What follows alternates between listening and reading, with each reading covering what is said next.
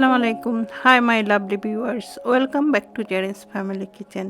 আজ আমি আবারও চলে এসেছি নতুন আরেকটি ব্লগ নিয়ে। আশা করি সবাই ভালো আছেন। আলহামদুলিল্লাহ আমিও ভালো আছি। আজকের ব্লগটি শুরু করেছি সকালের নাস্তা করে। আমরা ঘর থেকে বের হলাম, কিছু শপিং করব, মেসিতে যাচ্ছি। যাওয়ার পথে আপনাদের সাথে আর কি আমি কথা বলছি। আমেরিকা কি বিচিত্র দেশ! কিছুদিন আগেও পাতায় ভরা ছিল গাছগুলো, আর এখন সে আসতেই পাতাগুলো ঝরে পড়ে এরকম শুকনো কাঠে পরিণত হয়ে যায়। আসলে ভাবলে খুব অবাক লাগে।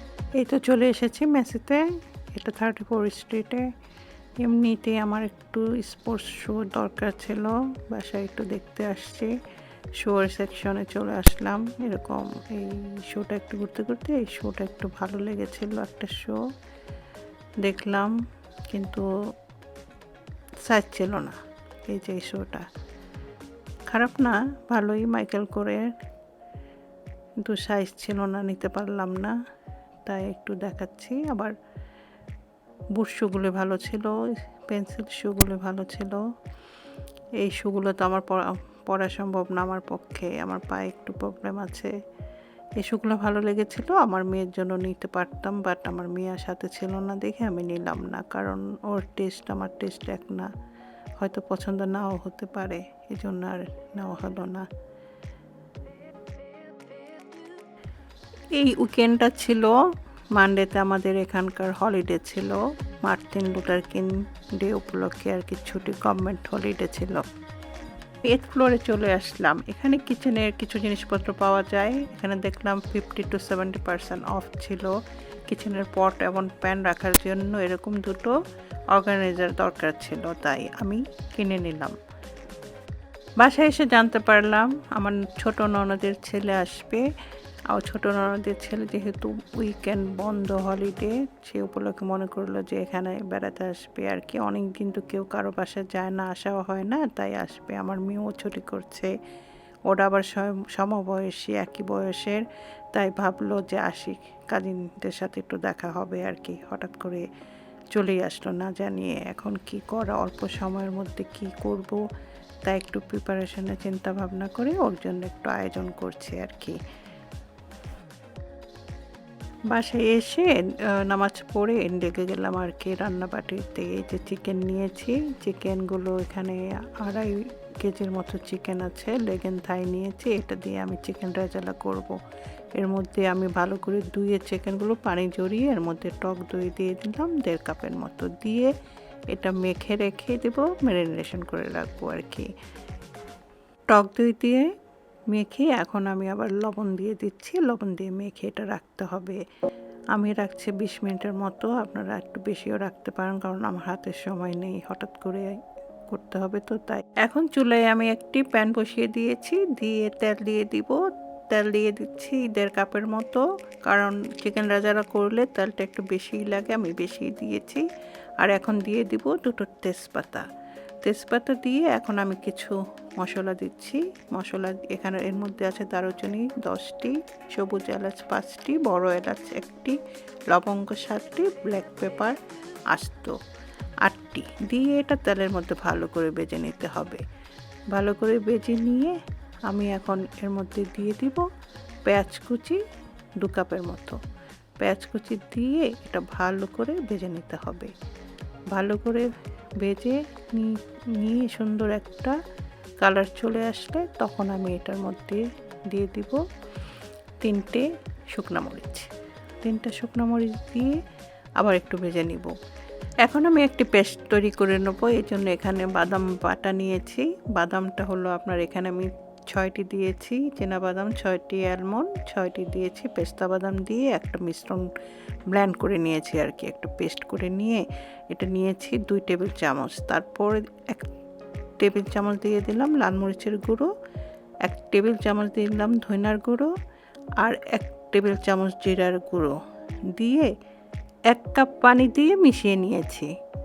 মিশিয়ে নিয়ে একটা মিশ্রণ তৈরি করে নিয়েছি। এদিক দিয়ে আমার পেঁয়াজটা ভাজা হয়ে গিয়েছে। ভাজা হয়ে এরকম একটা কালার চলে আসলে, ঠিক বেরেস্তা ভাজার আগ মুহূর্ত কালারটা, সে কালারটা চলে আসলে আমি এর মধ্যে আদা রসুন দিয়ে দিয়েছি। 4 চামচ, 4 চামচ দিয়ে এটা আবার ভালো করে কষিয়ে নিতে হবে যাতে করে কাঁচা গন্ধটা চলে যায়।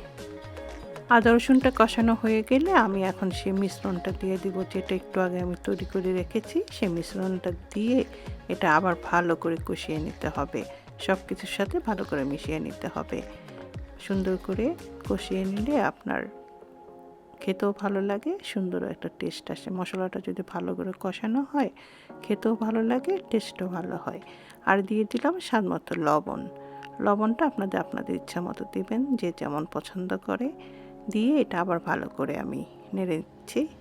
মশলাগুলো ভালো করে কষানোর পর সেই টক দই মাখা চিকেনগুলো এখন দিয়ে দিচ্ছে। উনি আমাকে হেল্প করছে আর কি। এখন ভালো করে নেড়ে নিতে হবে, মশলার সাথে মিশিয়ে নিতে হবে। চিকেনগুলো ভালো করে মিশিয়ে নিয়ে আমি এখন ঢাকনা দিয়ে ঢেকে রাখবো। 5 মিনিটের মতো ঢাকনা দিয়ে ঢেকে দিব আর কি। 5 মিনিট পর আবার ঢাকনা খুলে আবার নেড়ে দিব। নেড়ে দিয়ে, কারণ নাড়ার মধ্যে রাখতে হবে যাতে করে নিচে না লেগে যায় আর কি। নেড়ে দিয়ে আবার ঢাকনা দিয়ে ঢেকে দিব 10 মিনিটের পর্যন্ত আর কি। আবার এটা সিদ্ধ করে নিতে হবে। 10 মিনিট পর ঢাকনা খুলে এখন আমি গুঁড়ো দুধ দিয়ে দিব। আমি এখানে 1 কাপ গুঁড়ো দুধের মধ্যে 1 কাপ পানি দিয়ে মিশিয়ে নিয়েছিলাম, ওটাই এখন দিয়ে দিলাম। গুঁড়ো দুধ দিয়ে এখন ভালো করে এটা নেড়ে দিতে হবে। তেলের চেষ্টা আরেকটু বাড়িয়ে দেওয়ার জন্য এখন দিয়ে দিব 1 চামচ চিনি। একটু মিষ্টি মিষ্টি টেস্ট হলে রেজালাটা ভালো লাগে। এখন ঢাকনা দিয়ে ঢেকে দিব। 3 মিনিট পর ঢাকনা খুলে আমি এখন আলু বোখরা দিয়ে দিব। আলু বোখরাগুলো দিব, 5টি দিয়ে দিয়েছি। আমি একটু পরেই দিচ্ছি, আগে দিলে আবার একটু টক হয়ে যায়, তা উনি পছন্দ করে না, এই জন্য আমি একটু পরেই দিলাম। আরও 3 মিনিট ঢাকনা দিয়ে ঢেকে রান্না করব। 3 মিনিট পর ঢাকনা খুলে আমি এখন দিয়ে দিব, যেটা না দিলে একদম রেজালার স্বাদই আর অপূর্ণ থেকে যাবে, টেস্ট ভালো হবে না। তা হলো ঘি। আমি 3 টেবিল চামচ ঘি দিয়ে দিলাম। ঘিটা দিয়ে এটা আবার ভালো করে নেড়ে নিতে হবে। আর একদিন ঘি খেলে কিছু হয় না, কি হবে, একটু একদিন না হয় একটু ঘি খেলেন, ভালো খাবেন যখন ভালো করেই খান। 3 মিনিট রান্না করার পর এখন আমি দিয়ে দিলাম 1 চামচ কেওড়া ওয়াটার দিয়ে এটা আবার ভালো করে নেড়ে 3 মিনিট রান্না করলেই হয়ে যাবে আমার চিকেন রেজালা। আমি পরে সার্ভ করে দেখাবো এটা দেখতে কেমন হয়েছে। খেতেও খুব মজা হয়েছিল। এখন আমি করব মালাই চিংড়ি। এর জন্য এখানে 2.5 কেজি চিংড়ি মাছ নিয়েছি। এখানে এরকম মাথা ছাড়া চিংড়ি পাওয়া যায়। এগুলো আমি এখন কেটে বেছে ধুয়ে যে রকটা পিছনে ফেলে দিয়েছি, এরকমভাবে বেছে নিয়ে পানি জড়িয়ে নিয়েছি ধুয়ে আর কি। এখন আমি চিংড়ি মাছগুলো লবণ ও হলুদ দিয়ে এটা ম্যারিনেট করে রাখবো 10 মিনিটের মতো। এখন আমি চুলায় একটি কড়াই বসিয়ে দিয়েছি, এর মধ্যে এখন তেল দিয়ে দিব। 1 কাপ তেল দিয়েছি। তেলটা দিয়ে ভালো করে গরম হয়ে আসলে দিয়ে দিব এর মধ্যে 1 চামচ আপনার মৌরি দিয়ে এটা ভালো করে ভেজে নিতে হবে। এটা সুন্দর একটা গ্রান বের হয়ে আসলে এর মধ্যে দিয়ে দিব পেঁয়াজ কুচি দিয়েছি এখানে 1.5 কাপের মতো। 1.5 কাপ পেঁয়াজ কুচি দিয়ে এটা ভালো করে ভেজে নিতে হবে।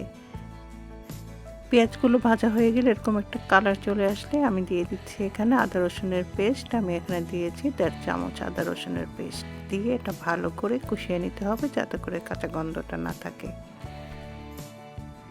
আদা রসুন কষানো হয়ে গেলে এখন দিয়ে দিব 1 টেবিল চামচ শুকনো মরিচের গুঁড়ো, লাল মরিচের গুঁড়ো দিয়ে এটা ভালো করে কষিয়ে নিতে হবে আদা রসুনের পেস্টের সাথে।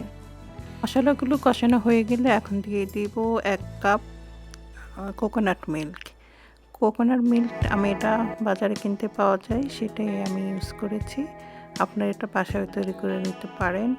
এটা দিয়ে এখন আমি এটা ভালো করে নেড়ে নিয়ে আমি আবার লবণ দিয়ে দিয়েছি স্বাদ মতো। ভালো করে কষিয়ে এখন দিয়ে দিব 1 টেবিল চামচ গরম মশলার গুঁড়া দিয়ে এটা আবার ভালো করে কষিয়ে নিতে হবে। মশলাগুলো কষানো হয়ে গেলে এখন আগে থেকে ম্যারিনেট করে রাখা চিংড়িগুলো আমি দিয়ে দিব।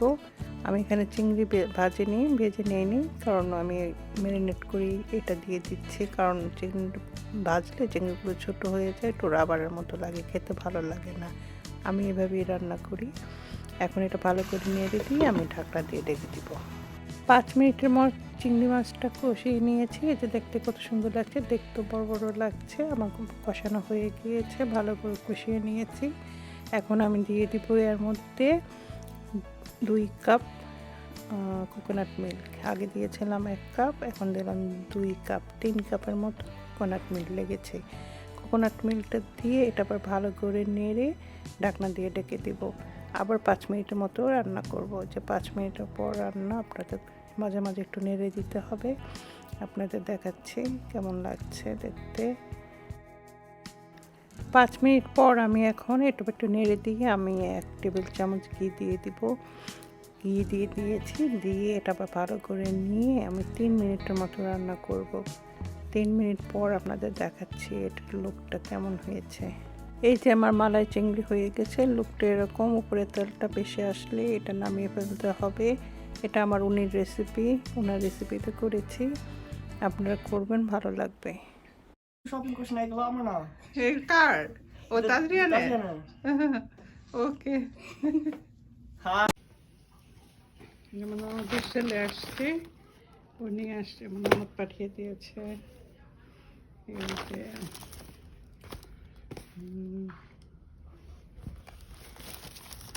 এটা একটা 3 প্যাকেট মাস্ক, আর দিয়েছে মিষ্টি আলু, আচ্ছা সুইট পটেটো। আমার শাশুড়ি মা পছন্দ করে সুইট পটেটো দিয়েছে। আর দিয়েছে ব্রেড, এগুলা অ্যারাবিয়ান ব্রেড। কি ব্রেড, নাম কি এগুলার আমার জানেন? কি নাম কি ব্রেডের? হ্যাঁ না, হোয়াটে ধরধরা পোলাওটা হয়ে গেছে। পোলাওটা আপনাদের দেখালাম না। পোলাও তো সবাই পাকাইতে পারে, সবাই পারে, বাট আমি একদিন দেখাবো আমার জর্জরা পোলাও একদিন সময় করে। আজকে I don't have time today. রান্না বাড়া হয়ে গিয়েছে, এখন আপনাদের দেখাচ্ছি। এটা হলো আমার পোলাও, মালাই চিংড়ি, আর এখানে আছে আপনার চানা, আমার শাশুড়ি মা মান্ডিয়া তাজ রোজা রাখার জন্য চিকেন রেজালা, মাসকলাইয়ের ডাল, চিংড়ি মাছ দিয়ে, আর ভাত। এই হলো আজকের দিন, ব্যস্ততম দিন, তাড়াহুড়া করে রান্না করা। এখন আমি চিকেনটা সার্ভ করে দেখাচ্ছি। এটা দেখতে কতটা ইয়ামি হয়েছে, কতটা খেতেও খুব মজা হয়েছিল। সবাই খুব পছন্দ করেছে, বাচ্চারা খুব পছন্দ করেছিল। মালাই চিংড়িটাও কত লোভনীয় হয়েছিল, আপনাদের দেখাচ্ছি। সবাই খুব পছন্দ করেছিল, খেতেও খুব মজা হয়েছিল, সবাই খুব এনজয় করে খেয়েছে। আজকে যেহেতু বাচ্চাদের জন্য করেছি, সব বাচ্চাদের আইটেমে করেছি। আর তাড়াহুড়ো করে রান্না, আর কি বা করা যায়, সময় নিয়ে রান্না করলে অনেক কিছু করা যায়। আমি তাড়াহুড়ো করে রান্না করেছি। আমি টেবিল সাজিয়ে দিয়েছি, যেহেতু চলে আসছে, তাজবি চলে আসছে, এখন আমি সার্ভ করে দিয়েছি। হাংরি, তাজবি খাবার নিয়ে নিতেছে। তাজিয়ানা খাবার, আজ তাজবি খাবার নিয়ে নিচ্ছে। তাজবি এই যে এই যে তোমার চেহারা তুলতেছে না, লিজা চেহারা তুলে। আমার মেয়ে এখন বড় হয়ে গিয়েছে, তাজরিয়ানা এখন কোনোভাবেই ক্যামেরার সামনে আসতে চায় না, ছবি তুলতে চায় না, ও খুব মাইন্ড করে, তাই আমি তুলতে পারি না, আপনাদের দেখাতে পারি না। যাই হোক, যতটুকু দেখিয়েছি ততটুকুই। নাজরিন, এত দেরি হলো কেন? তোমার জন্য ওয়েট করে করে আমরা খেয়ে ফেললাম। হ্যাঁ, লাস্ট আজরিন খাচ্ছে খাবার। আজরিনকে আপনারা তো সবাই চিনেন। তো আজকে একটি ব্যস্ততম দিন আপনাদের সাথে শেয়ার করলাম। কেমন লাগলো জানাবেন। যদি ভালো লেগে থাকে অবশ্যই লাইক, কমেন্ট, শেয়ার ও subscribe to my channel please. আমার জন্য দোয়া করবেন। ভালো থাকবেন। আল্লাহ হাফেজ।